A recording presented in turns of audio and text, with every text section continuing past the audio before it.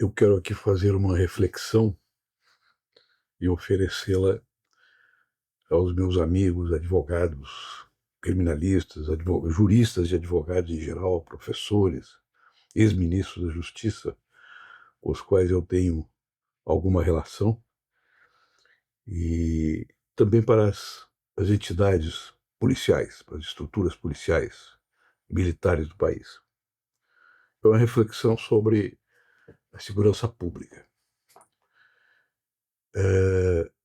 Eu parto do princípio hoje que o processo de integração global, que na verdade é um processo de globalização financeira, organizado e tutelado pelo capital financeiro, ele tem dois níveis. O primeiro nível é aquele que refere às transações internacionais financeiras feitas pelos bancos estatais, privados, agências estatais e privadas, que faz a circulação do dinheiro global. Abaixo desse primeiro nível, desse nível superior, tem um nível subterrâneo de globalização, que é o que se dá através do trânsito ilegal, trânsito criminoso de capitais, que vem da lavagem de dinheiro, do tráfico de drogas, do tráfico humano, né, da imigração, que é um grande negócio hoje internacional, dos roubos e apropriações das riquezas naturais dos países que são contrabandeadas e estruturam quadrilhas internacionais de circulação de dinheiro. Entre esses dois níveis tem as offshores, que são as estruturas essas dos paraísos fiscais que controlam parte desse dinheiro ilegal ou legal, né? Aí depende do tipo de estrutura que nós estamos falando. Mas, na verdade, esses dois níveis eles se comunicam de maneira permanente, né? O escândalo Vorcaro aqui no Brasil é um escândalo que precisamente faz a denúncia, né, material desses dois níveis e faz a ligação entre eles.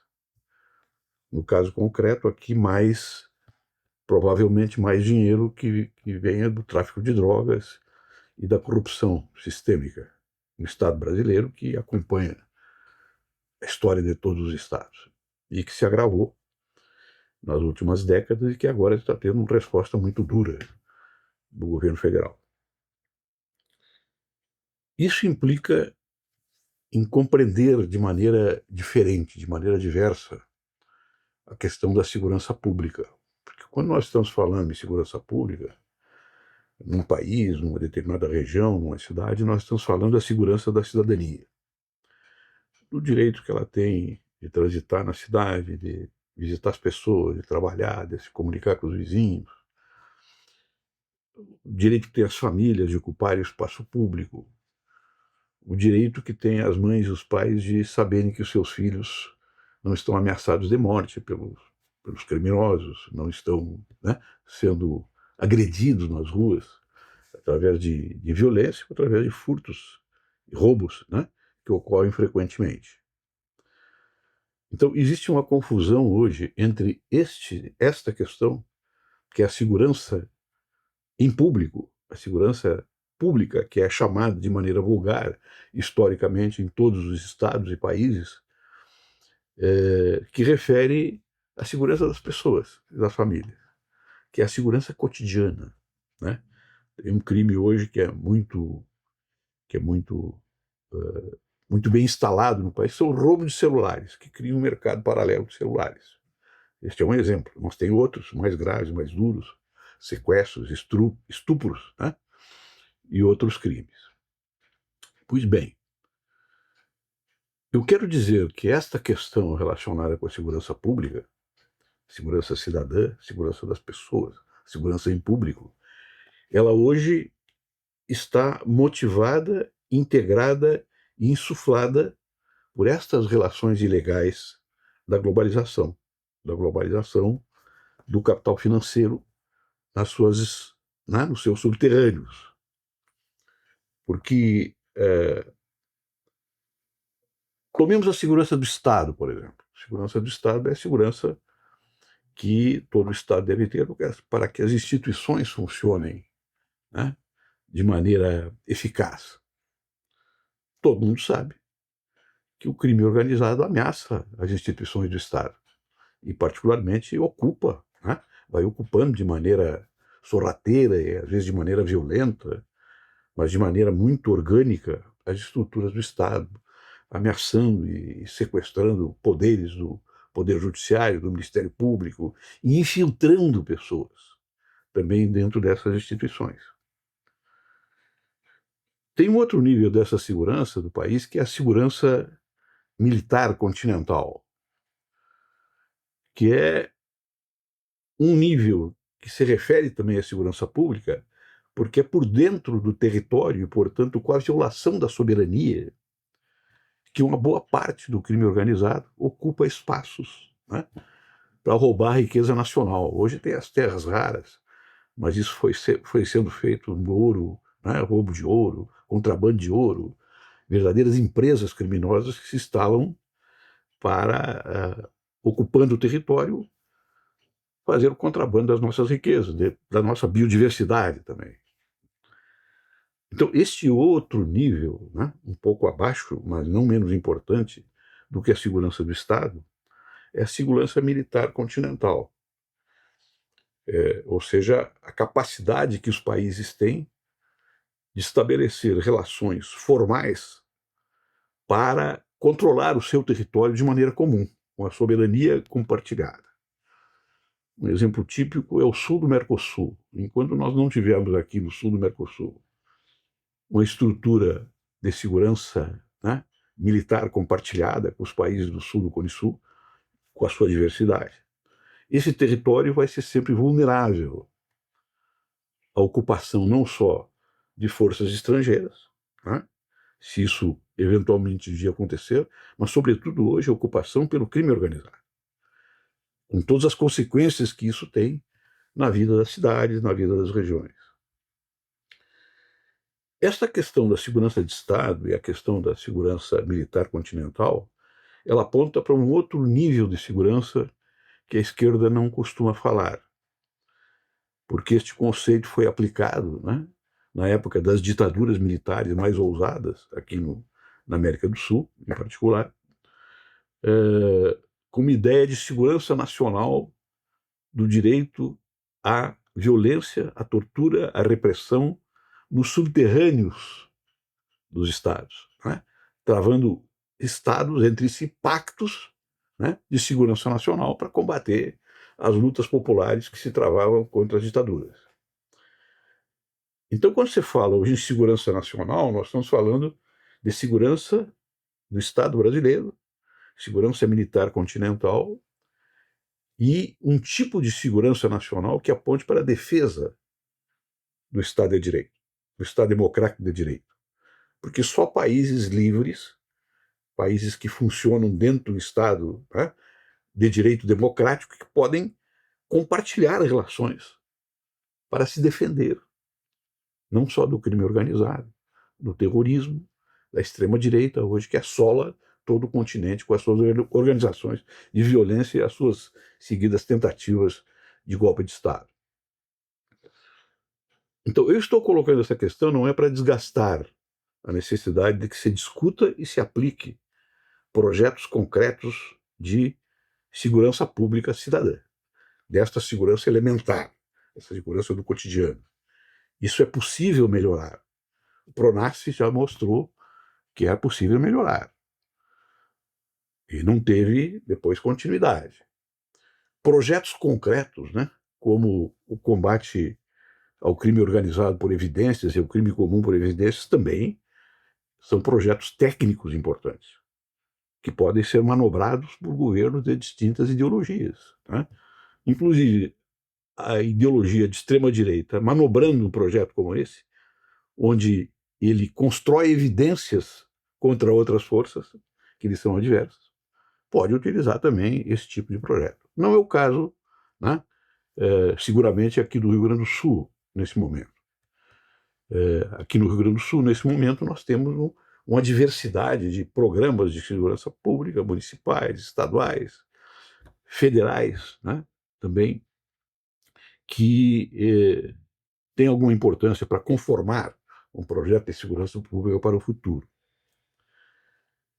Então, o que eu quero dizer com esta manifestação que eu estou convidando à reflexão? É que nós, além de pensarmos hoje em projetos de segurança pública que possam ser aplicados pelos estados,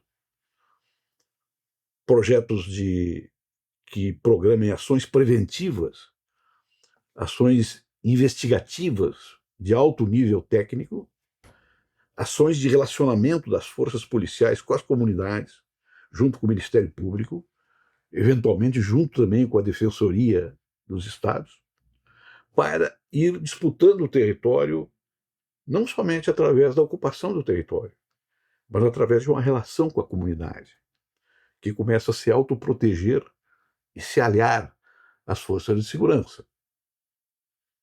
Então não pode ser confundido, por exemplo, um programa de segurança pública no Estado de Direito, de um governo democrático, com um programa de ocupação pela violência que vai fazer a disputa entre dois crimes organizados. O crime organizado do Estado, que entra lá, mata 150 pessoas, e depois vai para as calendas dos processos investigatórios. Não pode confundir isso com um programa de ocupação, com serviços do Estado, com estruturas policiais comunitárias, com a relação direta das forças policiais com a comunidade, participando daquela vida comunitária. Isso ocorreu em muitas regiões com experiências altamente positivas, que depois foram perdidas porque o próprio governo tentou apressadamente ocupar territórios sem entrar lá com serviços estatais para conquistar a população para o seu lar. Mas foram experiências positivas, como tem outras experiências positivas no mundo. Mas hoje a situação é mais grave, é finalmente disso que eu quero chamar a atenção. É que tem atos concretos em andamento de desestruturação em países como o nosso e outros países da América Latina e do mundo, atos violentos do sistema imperial colonial, que vulneram de maneira radical todos esses níveis de segurança. Por exemplo, o sequestro do ex-presidente Maduro, com o qual eu não tinha nenhuma simpatia, é um ato que leva para dentro da Venezuela toda uma estrutura do crime organizado. Por quê? Porque os grupos de extrema-direita, de maneira global, são ligados ao crime organizado. Aquilo que você tentou na Bolívia aquela vez com o magnicídio do presidente Evo Morales, e eu tive uma atenção especial, porque naquela época eu era ministro da Justiça, foi feito através de pistoleiros que foram trazidos pela extrema-direita mundial e que foram neutralizados pelas forças de segurança da Bolívia. Então, quando se entra numa etapa em que um país se dá o direito de destruir a mínima segurança do Estado de Direito, a segurança do Estado, a mínima segurança de controle territorial que os Estados têm, ou seja, a segurança militar, que as forças nacionais ocupem o território para protegê-lo de agressões externas, e vulneram também a segurança nacional. Por quê? Porque estas atitudes, esses atos de invasão, de abrir o portão e invadir, eles não são feitos de maneira isolada. Eles têm no subterrâneo também toda uma rede de cumplicidade, seja da espionagem do país que vai, e dos órgãos de inteligência do país que vai invadir, como também da pior espécie de cidadãos que se vendem para atrair a pátria. Então, um ato como esse, como fez os Estados Unidos na Venezuela, como ameaça fazer no Brasil, eventualmente, como os outros países fazem entre si na Europa Oriental, isso significa vincular a segurança da cidadania a atos de guerra, a atos de violência, a atos ilegais. E é uma repartição, uma divisão que se faz no país entre aqueles que vão para o campo da traição e aqueles que querem defender a sua pátria. Então, o presidente Lula está desenvolvendo um trabalho internacional, de relações internacionais, muito correto. diversificando, né, os pontos de relacionamento para não estimular que um país estrangeiro ocupe o território, fortalecendo a nossa economia com contratos, né, com contratos de relacionamento internacional, comercial com todos os países do mundo, né, como interessa a qualquer país que se diga respeitável, né, e que preze a sua soberania. Nós estamos num momento eleitoral extremamente importante, que é o momento em que as forças políticas comecem a apresentar, né, as suas propostas. E temos que prestar atenção também em quem defendeu o governo Bolsonaro, que foi um governo criminoso, o governo mais corrupto da história do Brasil, e um governo que fez uma propaganda antivacina, que diz respeito também, né, a propaganda antivacina, a vulnerar a segurança nacional. Por quê? Porque quem defende a continuidade de uma pandemia, condenando a vacina, né, e estimulando as pessoas a não se vacinarem, está vulnerabilizando toda a saúde pública do país e fragilizando as defesas do país de quaisquer tipo de intervenções, inclusive lutar contra o próprio terrorismo que normalmente esses estados invasores instalam dentro da nação. Então vamos prestar muita atenção nesse debate eleitoral. Eu acho que esse debate eleitoral é muito importante para o futuro do Rio Grande do Sul e vamos compreender, né, que tudo o que está sendo decidido aqui é se nós vamos nos integrar na barbárie e nos submeter à barbárie, ou vamos criar um Estado pujante, desenvolvido, unido, as principais forças políticas democráticas do Estado se unir para desenvolver a partir daqui do Rio Grande do Sul um exemplo para o Estado Nacional. Quer dizer, nos integrar no Estado Nacional de maneira altiva, de maneira propositiva, e ensejando aqui, a partir do Estado, um ciclo de desenvolvimento, né, econômico, social, ecoambiental, né, que nos coloque na vanguarda de reconstrução do Brasil. Nós ainda estamos reconstruindo o Brasil depois do desastre, da humilhação, do fiasco global que o governo Bolsonaro nos levou.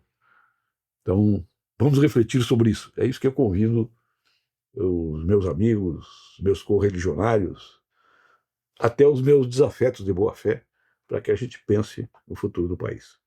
Um abraço a todos vocês.